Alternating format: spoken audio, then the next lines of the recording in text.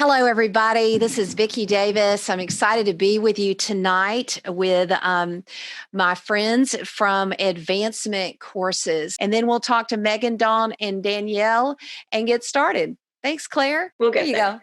go. Hey. Hi, everyone. My name is Claire White. I am the social media manager for Advancement Courses. So as Vicki said, we are an online professional development company for teachers in K through 12 education. We offer a variety of courses. We have over 280 in 20 different subject areas. We have ones in social emotional learning, technology, teacher wellness, all of which we know are very important to teachers right now, especially in the climate that we're currently in. The courses can be taken for graduate credit through our regionally accredited university partnerships or for continuing education units that meet your state's requirements. As I said, the courses are online, but they're also self-paced with up to 6 months to complete, so you can really finish them at any time that's convenient for you. We also provide a ton of free resources on our site, so that includes blog articles, lesson plans, posters. We also have a section on free micro courses, and there's a variety of subjects there too. We actually just released one about launching online learning, which I'm sure the team here is going to talk about more as they get into the conversation. But you can learn about all of that and more by visiting advancementcourses.com. And I'll hand it back over to you, Vicki. Okay, thank you for helping make this happen. First, I want to introduce Danielle. Danielle is a instructional designer for Advancement Courses, and she has courses that support professional growth needs of educators, specializes in recertification and helping teachers advance in their career. She is a former primary and middle school assistant principal of an international school. She cultivated a staff of educators from around the world and led the design of ELA, social studies, and SEL curricula to support learners of all abilities. She has her Master's of Education in Secondary Education from Ball State University and has appeared in multiple publications for groups like Shanghai Institute for International Curriculum and Research. And that's Danielle. Let me tell you a little bit about Dawn. She's an instructional designer for Advancement Courses, also bachelor's degree in elementary education from Morningside College and master's in education administration from the University of South Dakota, former teacher and principal, and led one of the first elementary STEM schools in the state of Iowa. And she is in Advancement Courses proud to provide valuable resources to the world of education. Then we also have Megan, who is also an instructional designer, former Title I teacher from Lexington, Kentucky, and current instructional designer for Advancement Courses. And she is passionate about community involvement and utilizing education technology. She left the classroom to support K-12 teachers nationally and creates professional development, and has a master's in instructional design with a certificate in distance learning, and is obtaining her doctorate in curriculum and instruction. So you can see that we have a lot of experience in this panel. Now, we are going to start off our conversation by talking about where we are now with what's going on with the coronavirus and how it's changing education. So Megan, we're going to start with you about the teachers that are communicating with you and what they're saying to you. Hi, everybody. So I'm really happy to be here, but we're kind of seeing that a lot of teachers are stressed out for a variety of reasons, right? Which is completely understandable. They're worried about their students eating, sleeping, their home lives, and then on top of it, getting the content that they need to be successful in the future. And then they have their own challenges that they're facing in their own houses. And so we want to make sure that we're taking care of ourselves while developing an enjoyable and successful online learning experience for ourselves and for now and in the future and for our students. So that's currently the climate that I see right now. Okay, we'll go over to Dawn now. Good evening, everyone. We're very excited to be here. I'm very excited to support you from a distance and excited to share with you a little bit about what we do and how it can positively impact you and all of the things that we're going through right now. Education is a helping profession, and we know that educators go into the profession because they love working with kids and they want to make a difference in their lives. When our students come to us each fall, they come to us as a blank slate, and there are all sorts of possibilities that school year can hold. Unfortunately, this year, things have taken a different turn, something that none of us have ever experienced before. And for some people, that year might be cut short altogether, but at the very least, your time with your students is being limited. So we at Advancement Courses want to make sure that we are doing what we can to support you and to offer you some strategies and resources so that you can best meet the needs of your students even while you're not in the physical classroom with them every day. Okay, now we're going to head over to Danielle. What are you seeing now, Danielle? Yeah, just as Dawn and Megan said, I don't think that any of us are under the impression that this is a normal transition to online learning for anyone. It's as if all of our worst fears about our health and finances and things kind of came to a head at once.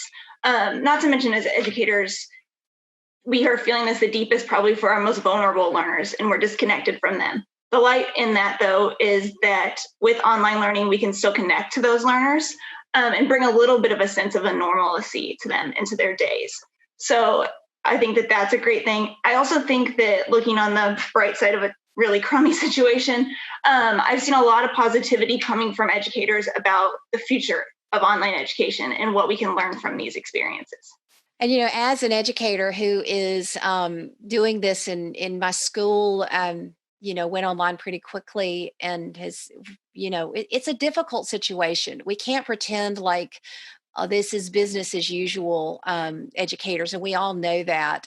We have kids who may have sick family members, kids who are losing family members. I am right here, Doherty County, Georgia, has been in the New York Times. There were 2 funerals right around here where a significant number of people got sick, and some have died, and significantly in one part of a family. And so these are definitely not normal times, but educators, you're such an anchor for kids, and having a sense of normalcy, having that anchor with you is so very important.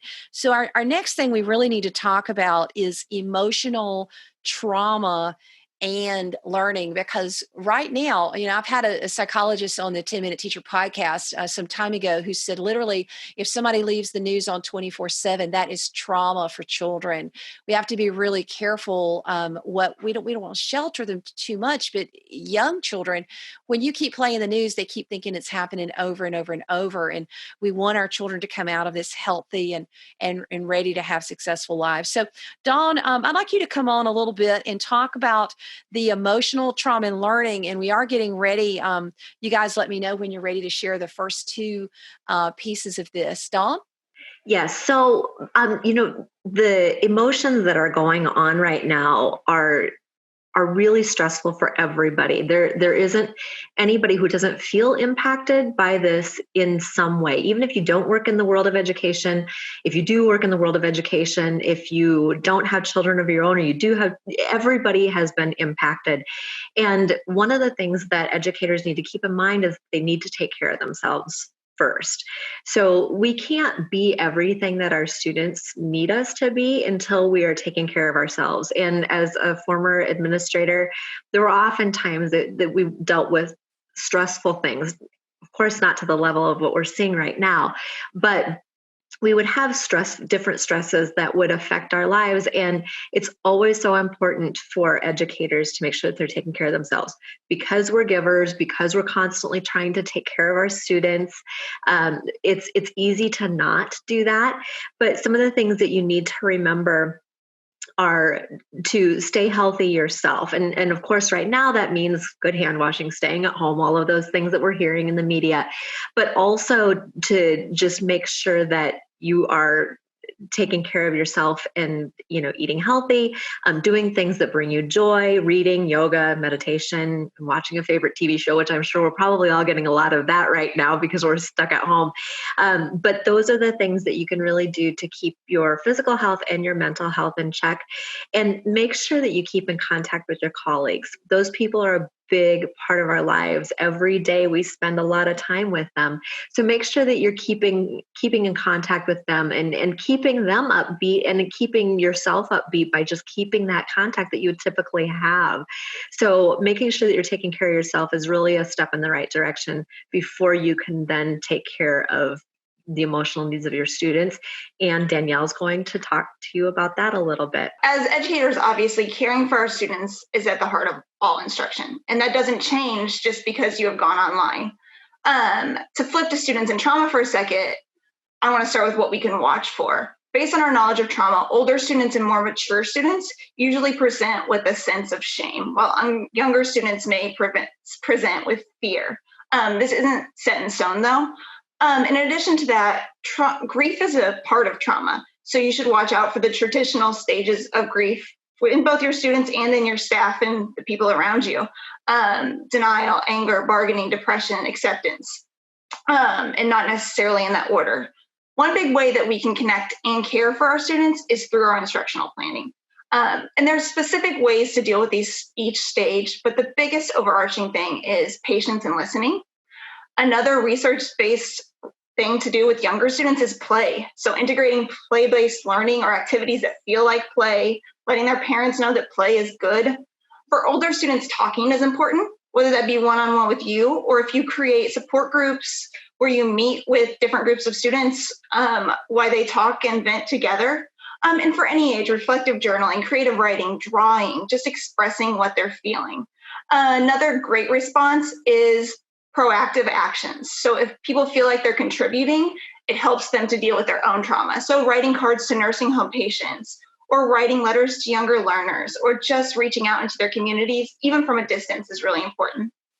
Also, these are uncharted territories, so obviously be flexible. Assume every child is experiencing a trauma. Consider what you would do for a student in a classroom. If you had a sick student in your classroom, you would give them more time, you would accept late submissions. And the same thing goes for online learning. Just because you're online doesn't mean that any of the standards of care have changed.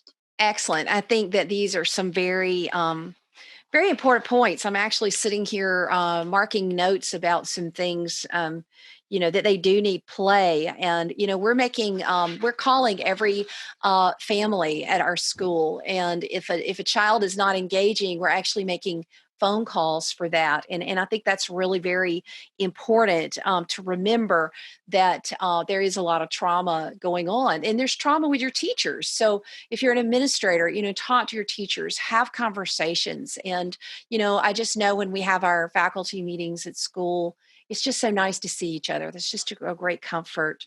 Okay, so now we're about to go to our third part, and we're going to talk about what makes effective distance learning and how it's different from face-to-face instruction. And again, I want to encourage you to remember the trauma that underlies all of this. That's what makes this situation very unique. The trauma of the teachers, the trauma of the students, and how we have to be extra sensitive.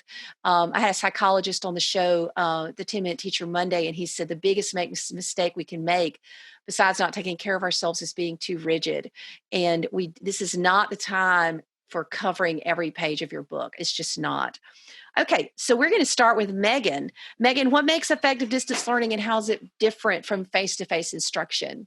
So instruction is instruction. The only thing that's changing is that it's now online. So you're the expert. You just have to translate what you've created for that face-to-face experience into an online one. And you can do that through a couple of best practices. You should work with your colleagues. You should collaborate with them and plan. You can increase your collaboration now more than ever because you're not, siloed into your classrooms. You're not confined to those walls for the entire day except for 30 minutes to plan or a 1-hour PLC session. You can use this time to work with your colleagues all day long, whether that's through FaceTime or text, or, if you're using Zoom to meet with them, you can continuously collaborate. So figure out what's working. figure out what's not, figure out your next steps. Maybe you all decide as a team, okay, we really need to focus on this emotional trauma aspect a little bit more and dial into the relationships and just revisit concepts that we've talked about this year. And then you can also talk about resources. You should be very organized in your instruction. I know as teachers, we are taught to intentionally plan and explicitly plan, but now you should really hone in on that. You should still follow your typical instructional model, whether that's the engage, explain, extend, all these different models out there, you should still follow them. If you're using an LMS or a learning management system like Canvas, Schoology, or Google Classroom at this point, make sure you're organizing it by modules or online lessons. And that means that you're going to say, okay, this is what we're doing on this day, or these are all the activities for this week. And that way your kids have a structure. And if you're hosting just on Zoom or Hangout sessions, you should still organize your content by lessons, put it on a PowerPoint, put it on a Google slide to share for structure and so that your kids have that routine. You should also continue to make your instruction based on objectives, and you shouldn't throw those out the window just because your instruction is now online.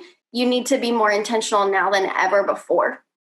And so with that, you can really, at this point, we're gonna see a silver lining out of this, that now you can plan activities that are more explicit in instruction with some guided and differentiated support in groups or one-on-one sessions. Sometimes when you're doing this, you're trying to access your diverse learners through one medium, through your Zoom, your Hangout, your PDFs that you're sending them.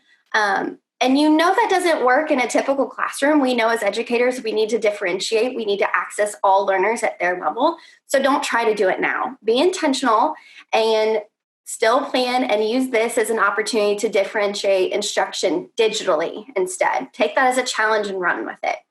And then the last tip that I'd like to share with you is that your tech should not determine your task.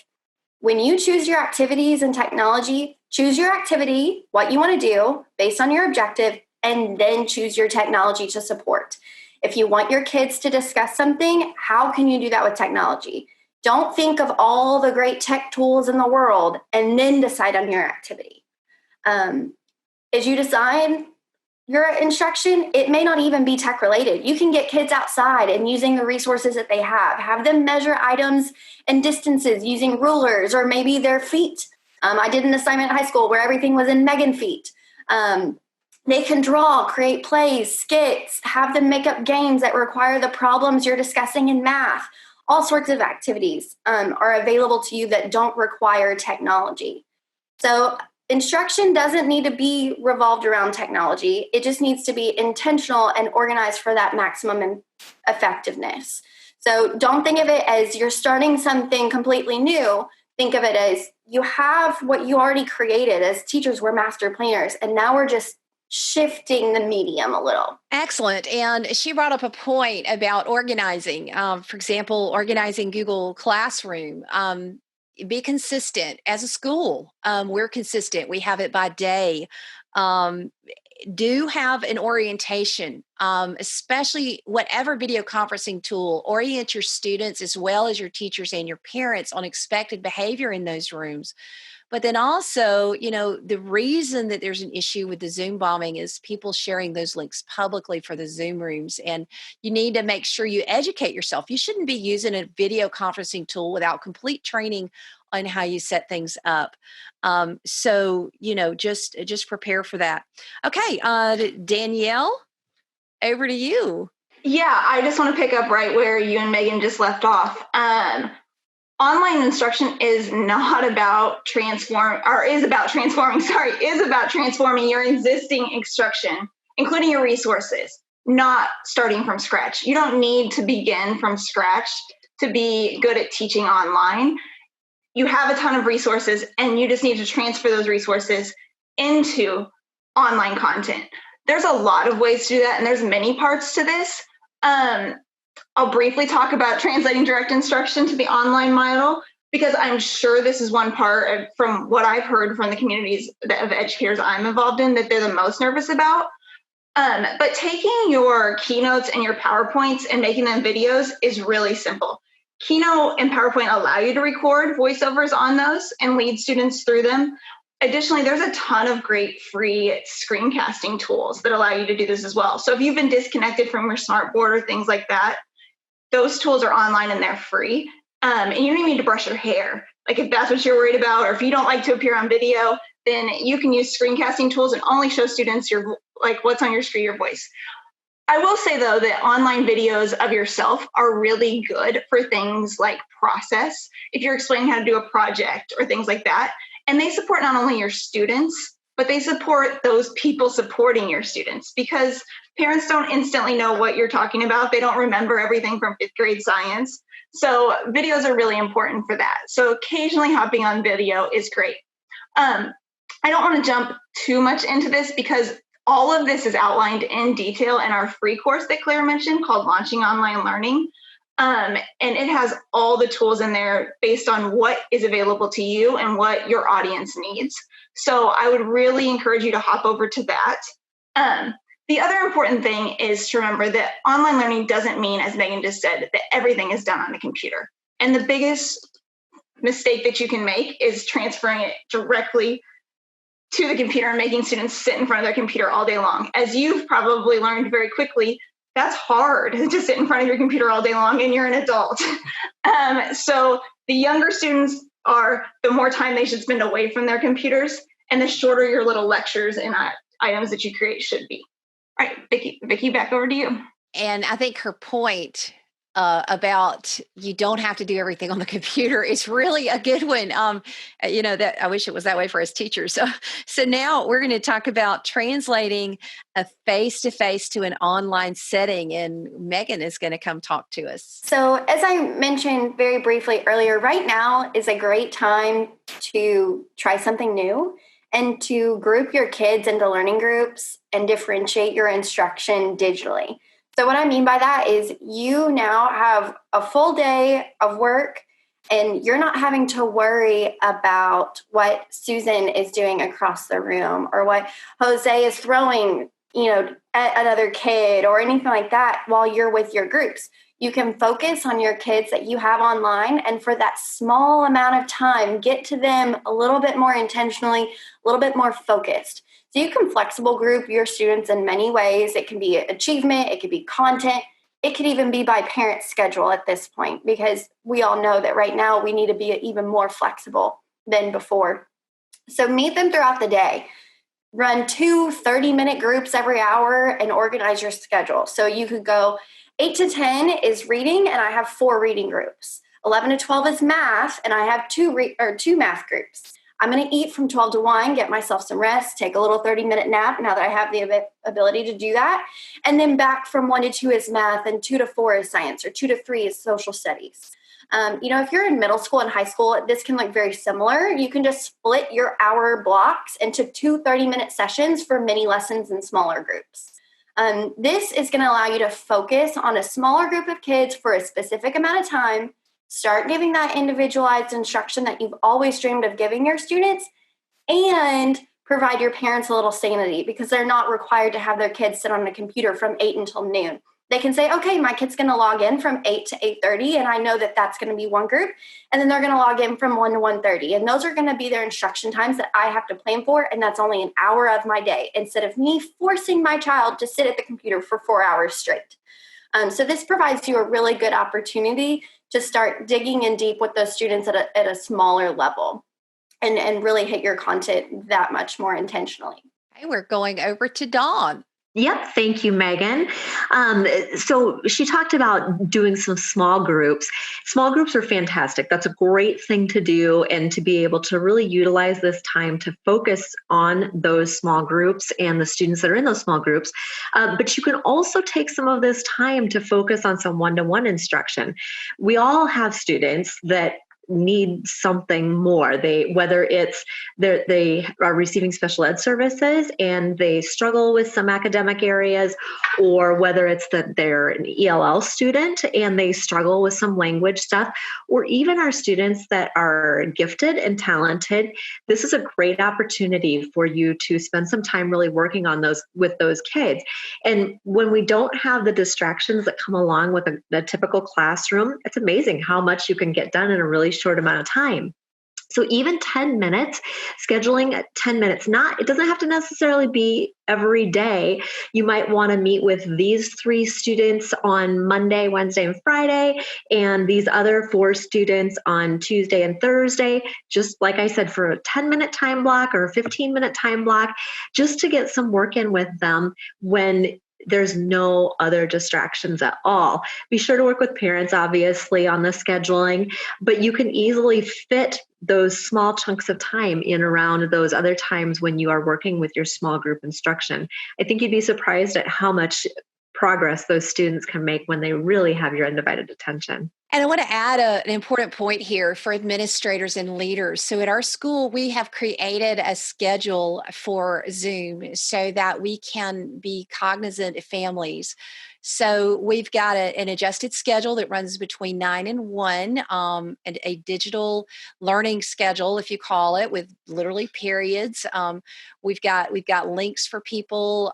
We've just got ways that we've organized it so that it's not too difficult on families. The other thing you have to remember is if you do live sessions, you need to make sure you record those sessions and have those available for the students who can't work during the day, can't do things during the day. We have a lot of students who are with grandparents during the day, and then when they come home with their parents at night, then they do the work. So remember that coordination at the administrative level is so essential. And a lot of the struggles that I'm seeing teachers have is some of them have just been told, teach online. And that's just not the right thing to do.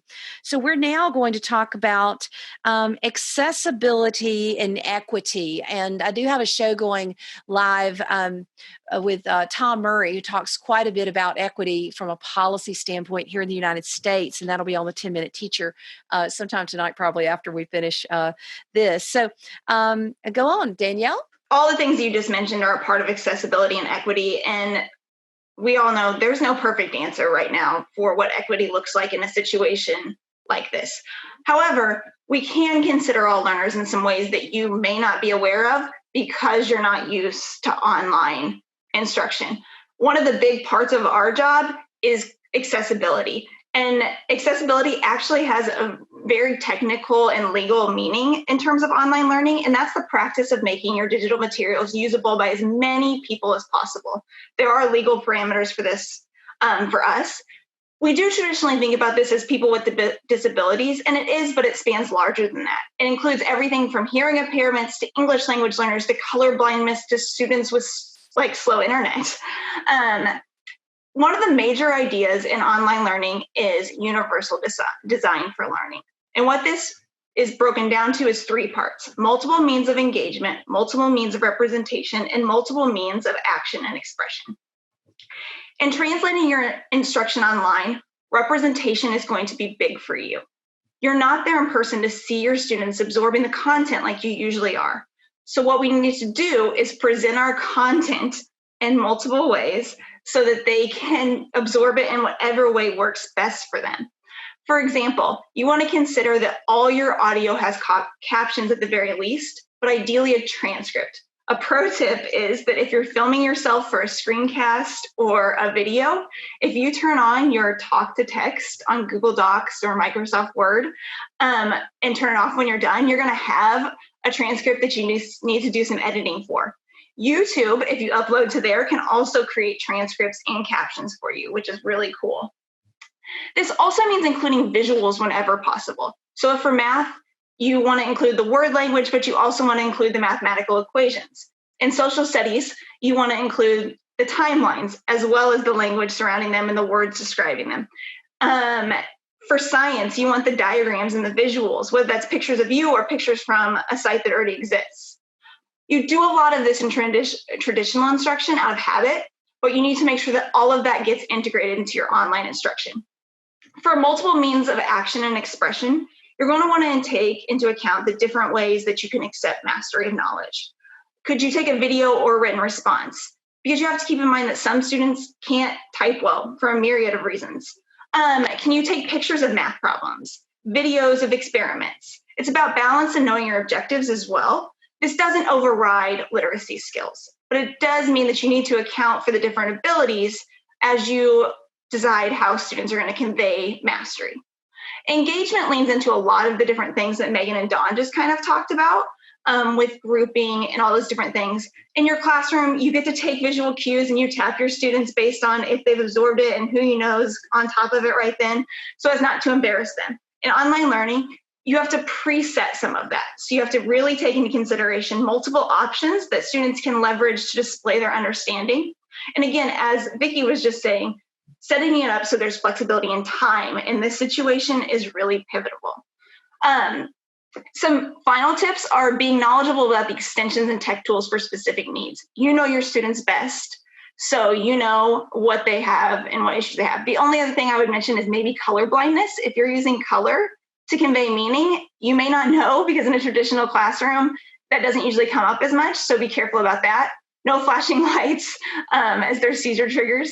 Including a transcript or closed captioning is really important, especially for your ELL students. Even if your ELL students are really strong at English, the people supporting them may not be, and so that written word is important for them. If you convey anything in a meeting that's a hard deadline or super important, you need to send that over in an email as well, or a written confirmation, just because, as you guys probably have learned in your meetings, communications drop out, you miss certain things. So set up that paper trail to support both of you, and be really careful about time tasks. Don't infer that everyone has all the skills that you think they do, because learning online takes different skills.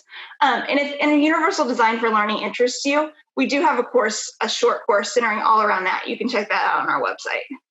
Yeah, and these are a lot of great points. For example, if I know I have a student with a learning difference, and those who follow me know that I don't like to call them disabilities, I call them learning differences because that's what they are. The time task is really important. For example, if you have a kid who really struggles, you may create a quizzes, but then you go back and assign an untimed one to your students who struggle or don't need a timed task. So be really careful. You might think you're trying to make it fun by having a clock on it, but those kids who really struggle with timed tasks, it might not be a good idea for them. So you do have to think about differentiating those tools as well. So we're actually about to talk about assessment, and this is a little bit of a challenge. Megan, you're going to come to give us some assessment ideas and share tools with us. Yeah, absolutely. So I'm a little bit of an assessment nerd, so I could talk about it all day long, but I'm going to keep my thoughts limited here. So there's a ton of ed tech tools out there for assessment, right? We've got Seesaw, where you can have a journal with a teacher and a student. We've got a low level way that you could do that if you don't know Seesaw well and you're not comfortable yet. Could be Google Docs, just having a student open up a Google Doc and write you letters, write out their daily schedule, write what they're doing, being a diary, and then you can open up and see what they're doing. Flipgrid is my favorite. I'll be very honest here, because of its visual and honestly its accessibility. So this is when you can assign a prompt or assign a question, and students can video their response to you. It has the opportunity for closed captions to be created. It allows students that have hearing impairments that sign, they're going to be able to communicate through sign language on this video. So if you're teaching at a deaf school or a hard of hearing school, this is a great tool for you to be able to use. Quizzes, like Vicki mentioned just a little bit ago.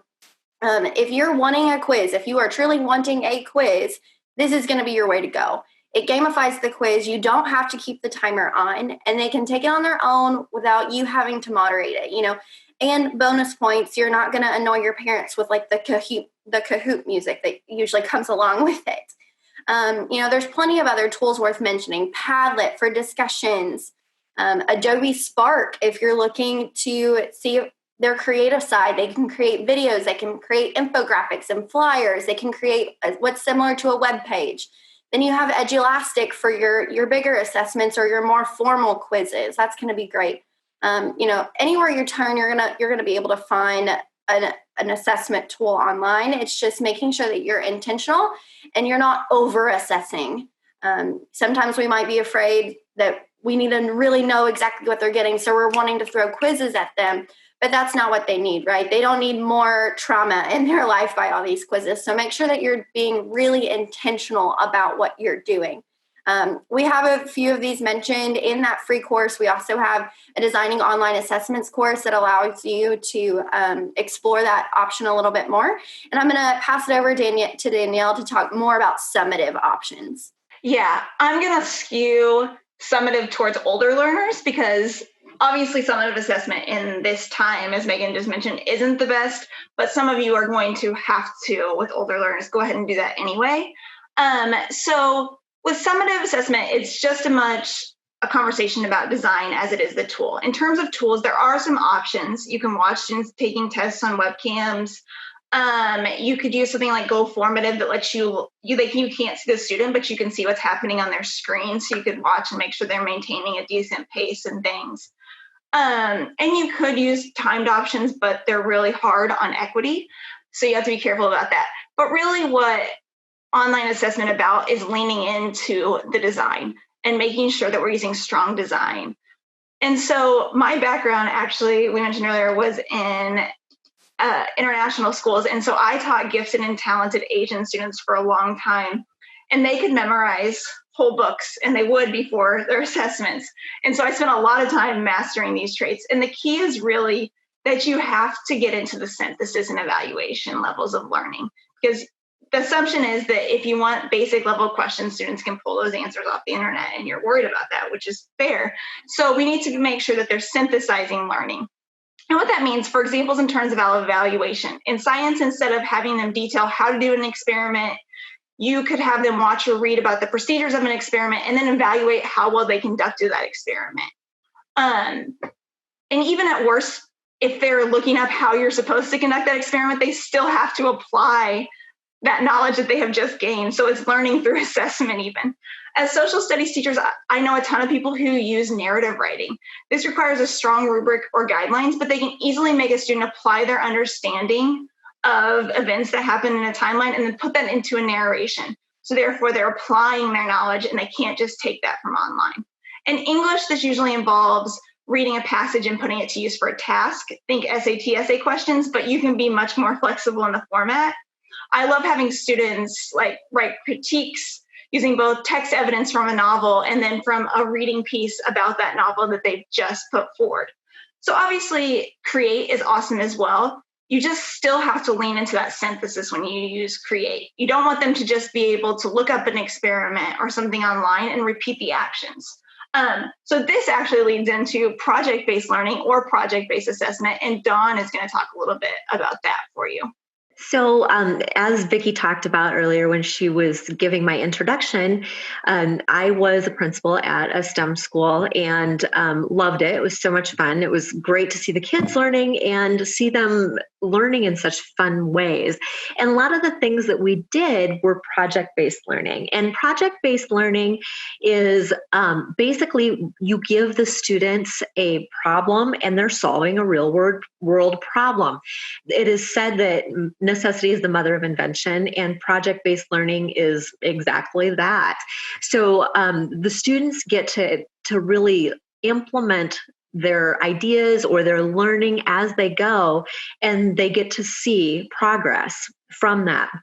But they also will experience failure or hurdles as they go along, because not the first solution is going to work, and so they realize that they have to then improve it and make those changes.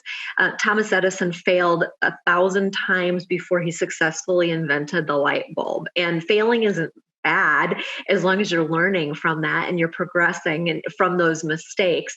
And we always liked to say that it was failing forward, because you're actually making progress and you're learning from the things that you're doing. And the project-based learning activities really have a lot of potential during this time that kids are at home and their families are there to help them, or siblings are there and can even participate in whatever it is that they're doing. And so it does seem to get the entire family involved in this learning process, which is kind of fun. Everybody learns from that. The great thing about project-based learning is that it does tend to lend itself best to science and creation and the creative thinking, but it is really easy to incorporate other content areas into project-based learning as well. You can use some of those tools that Megan talked about a little bit ago, whether it's Flipgrid or Seesaw or Google Docs, whatever you choose, to have the students keep a journal, keep a scientist's journal, keep an inventor's journal of what they have tried, why they think that this particular idea would work, and why it didn't work. And well, okay, from what we've learned here, what are we going to do now? How are we going to change what we're doing?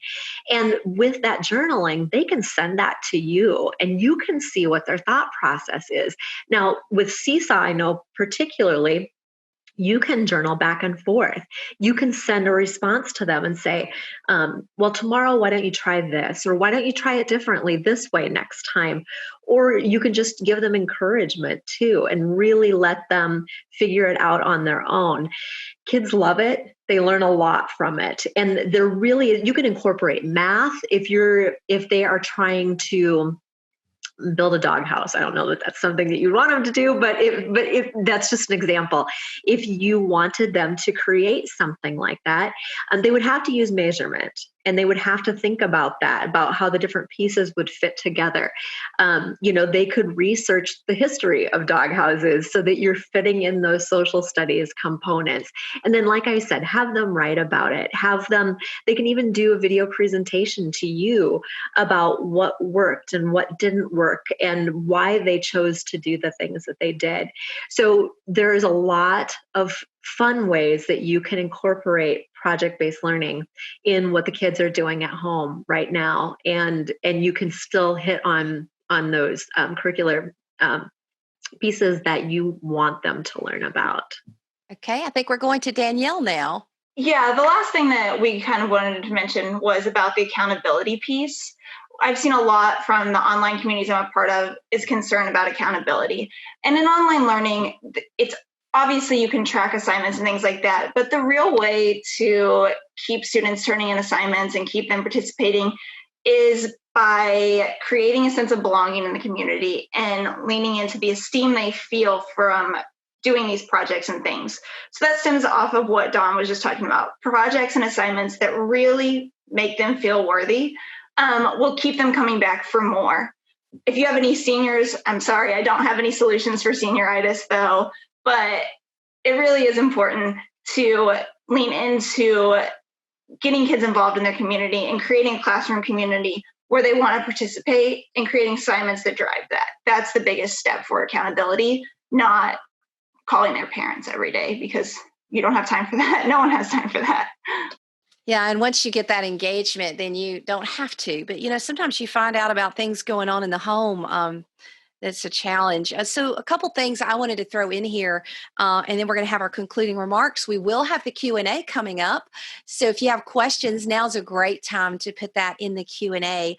One thing that we've done at my school, Sherwood Christian Academy in Albany, that's been fantastic is right now we're having No Zoom Wednesdays, and that's a teacher PD day and asynchronous assignments. And many of our parents have really thanked us for that.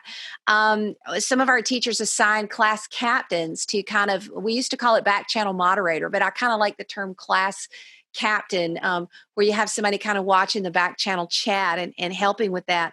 One thing that when we bring people in, we do a day zero orientation. You have got to orient students and teachers and parents into what expectations are. Have communication.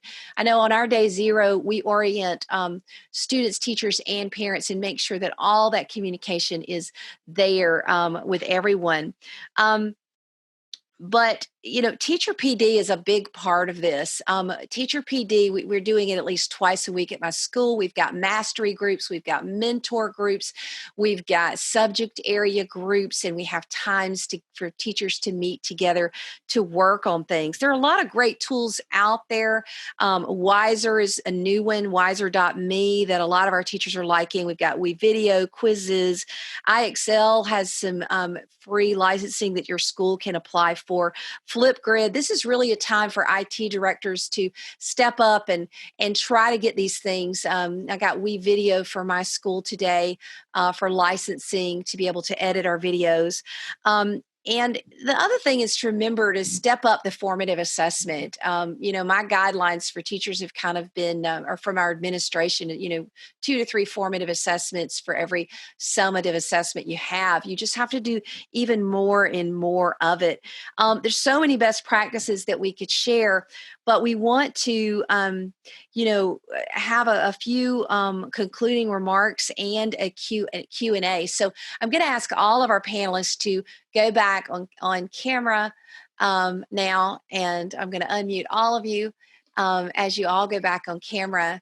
And now's a good time to, a lot of folks are saying, do we have an outline? Do we have lists? Fernando and others who are asking these questions, I would love to have an outline and list. And one of the reasons we're doing this webinar is we've got so much information to share, but so little time to share it. So we're trying to create this webinar, which we will be sharing later.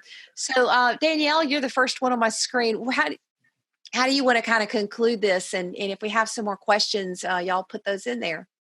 Yeah, I just want to say that as we started out at the beginning, you're still educators, you're highly qualified professionals, and you may not be physically in the classroom, and that is a change for you and students to adjust to, but you still have all the knowledge that you need to convey to students. You just need to learn a little bit of a different tool to translate it. So lean back on those skills of lesson design and things. And honestly, you have more involvement in the home now probably than ever in this situation. So I hope that you use that to focus on the things that are really important to you, and all that training that's been going into SEL and all these different things for all these years. This is your chance.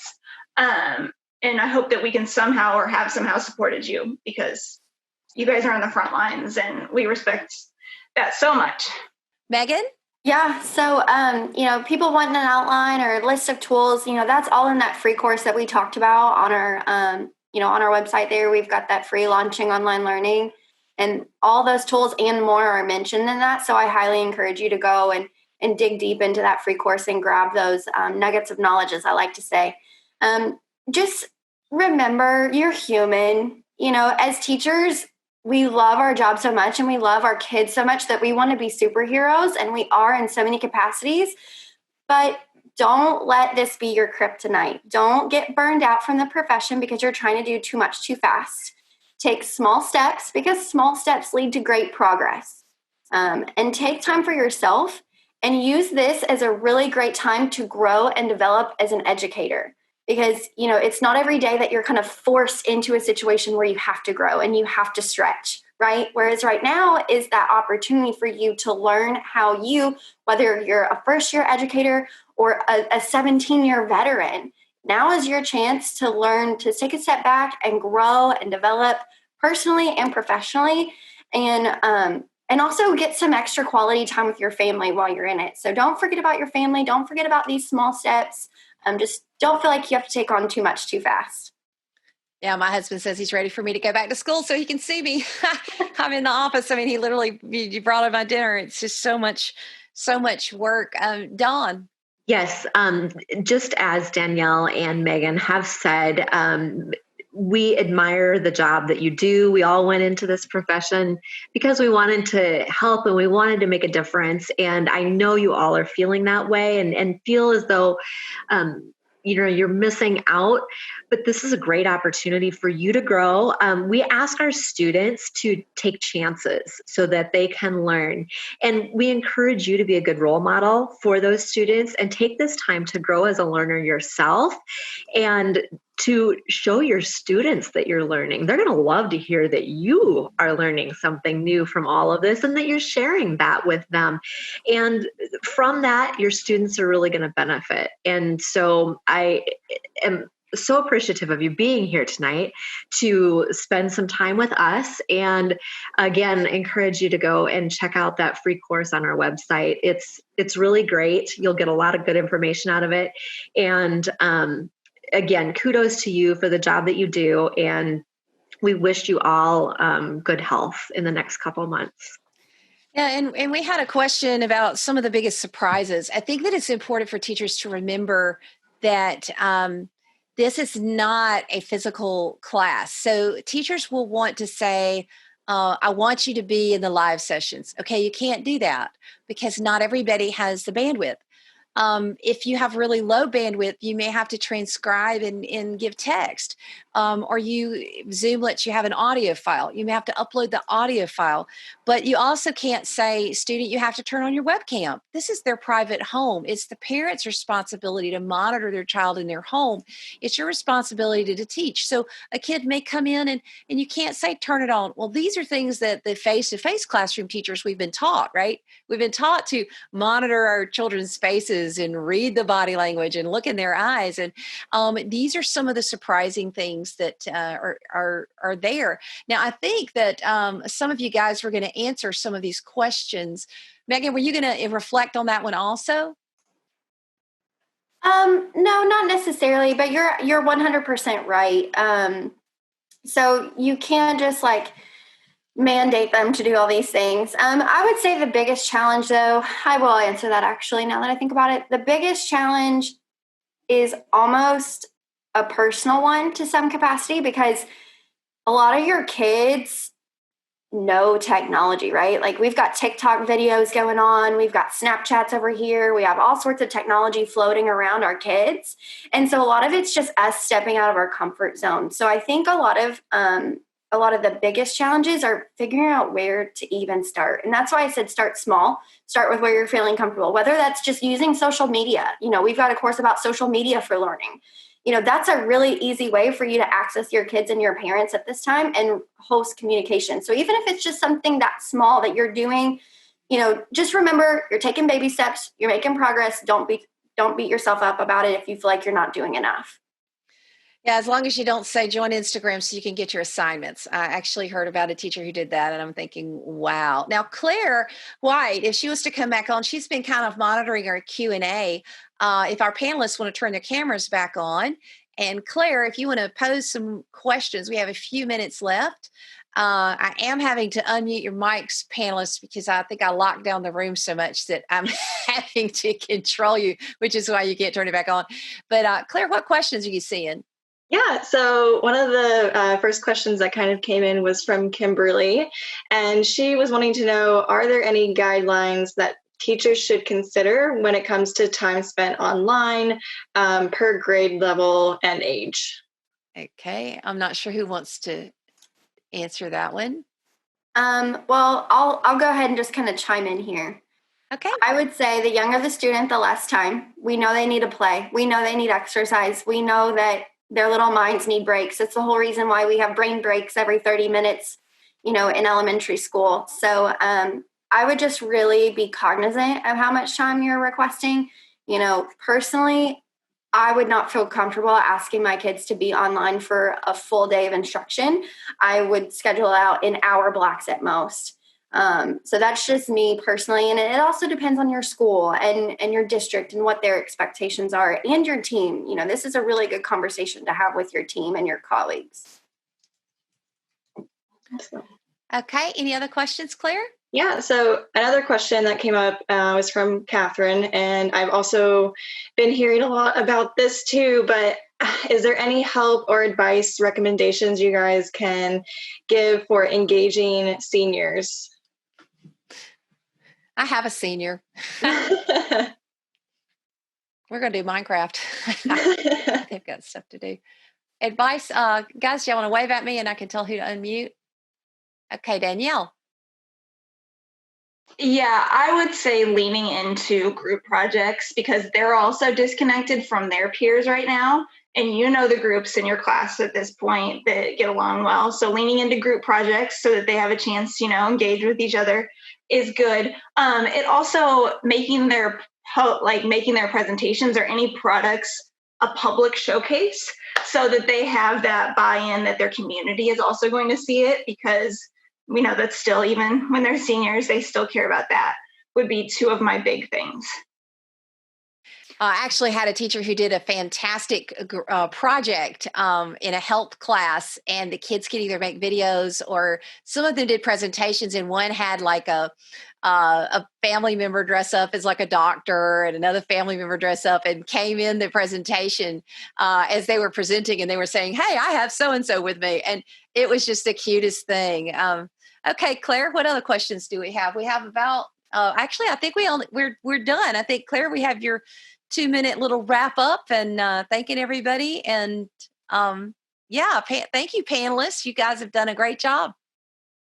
Yeah, and I just want to say thank you to everyone for joining on the webinar today. Thank you to all of our panelists for also putting together this great resource for everyone to use. Again, I've shared a link to the free micro course that everyone kept talking about, to some of the replies. So hopefully you get that link, but I know Vicki will probably be sharing it out on her channels as well. So you can check it out more there. But yeah, you can go to advancementcourses.com, check out all of the professional development courses that we offer, whether they're free or graduate level continuing education, and check us out there. So thanks, everyone. Okay, so as we conclude, we have 1 minute, and I just want to encourage all of you. Everybody wants to be a Mother Teresa, but nobody wants to pick up contagious people in the streets, and everybody wants to be a Martin Luther King, but nobody wants to be in the Birmingham jail alone to write the letter. And people want to be a Nelson Mandela, but nobody wants to be on Robben Island, stuck in that cell. And I saw it when I went to South Africa some time ago. The great men and women of history had a crucible that they went through. And this is ours. And, last night, as I was struggling with some things, the only thing I can control is my attitude and my effort. That's it. I can't control. I've got a sick family member who has dementia. She doesn't have the coronavirus at this time. It's just dementia. I have other struggles in my life, and all of you do too. But we have to focus on what we can control. And also the fact that, as I often tell our teachers, teaching right now is really a ministry. I know some people don't want to use that term in conjunction with teaching, but you are in homes. You are an anchor for kids, and those who are completely cutting off the connection between students and teachers. I mourn for the kids. In fact, I had a student last night who the state of Georgia has said basically no more school right now. And he called me, and he's no longer at my school. And he's like, I don't have school for 4 months. I don't know what to do. And he's my former student. He says, I can't talk to my teachers. So you were my teacher, and you were my teacher last year. I want to talk. And, compassion fatigue is a real thing. The exhaustion that can come. You have to be careful to set limits and not teach 24/7. There are all these things that are out there. So educators, your job is so important, and this is your time and space in history. And these kids are going to remember you for the rest of their lives if you use your opportunity to help and encourage them. And we're all in this together. So Claire, Megan, Dawn, Danielle, thank you for your time. Thank you for everybody who came. And it's been a great session. Thank you, everybody.